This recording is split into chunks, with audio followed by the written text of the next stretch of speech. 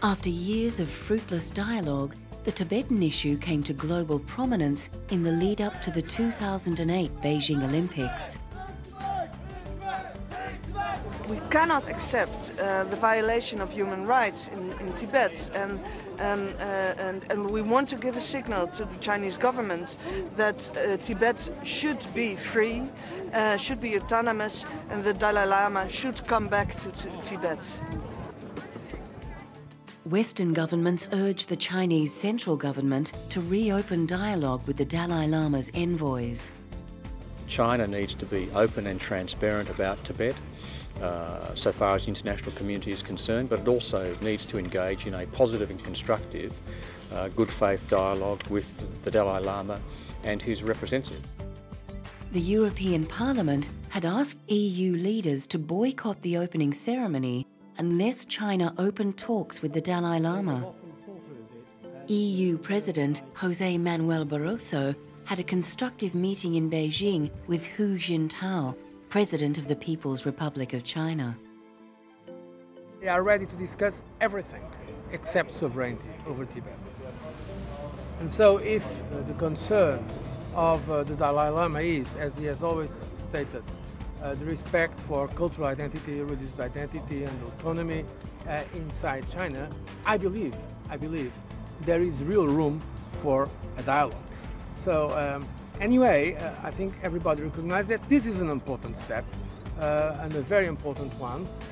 I'm particularly happy that this was announced today, and I'm encouraged by those positive developments. But of course, this issue is a very, very difficult one. We cannot expect let's say, breakthroughs immediate, but I think we should encourage this kind of dialogue. The Dalai Lama's envoy had high-level talks with the Chinese central government in the southern city of Shenzhen near Hong Kong and returned feeling optimistic. All very candid. We had very candid discussions. How would you describe the talks?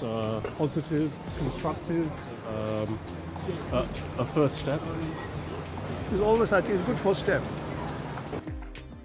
But the further the Olympic torch travelled around the world, the more passionate the protesters became. Free Tibet! Free Tibet! Free Tibet! Free Tibet! The Olympic game, right from the beginning, we fully support. So Olympic torch is part of that. The over 1 billion Chinese brothers sisters really feel proud of it. We must respect that. Therefore, we should not disturb that. Despite the Dalai Lama's pleas for calm, the protests and demonstrations continued around the world. When the Olympic torch came closer to Tibet, tensions boiled over. Tibetans staged an anti-Chinese government protest and were met with the heavy hand of the Chinese police force.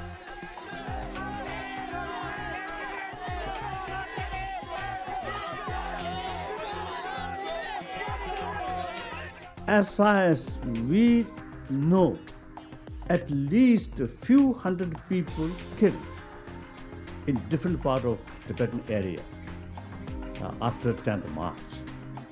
Now at least a few thousand arrested. The Chinese government was unapologetic for their use of force. 这样的一个行为，到底是和平的示威还是暴力的犯罪？难道杀人、纵火、抢劫、砸毁商店、学校、银行，这是和平示威吗？难道这种行为要被容忍吗？那么，如果这样的行为被容忍的话，那么世界上还有没有法律？还有没有人权？还有没有公道？ Following the 2008 Beijing Olympics, talks between the Chinese central government and the Dalai Lama's envoy made no progress.